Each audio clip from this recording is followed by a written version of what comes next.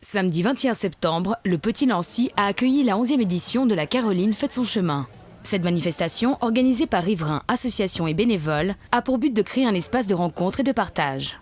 Et pour réunir tout ce beau monde, spectacle de rue, vide-grenier ou encore une course de garçons de café étaient au programme.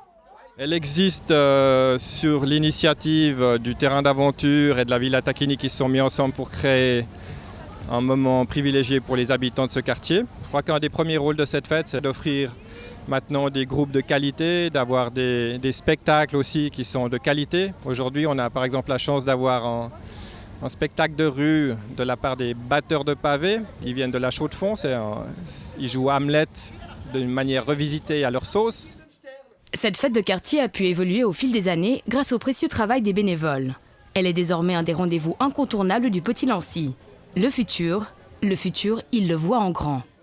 Ce qu'on aimerait, c'est avoir quelque part encore plus de monde.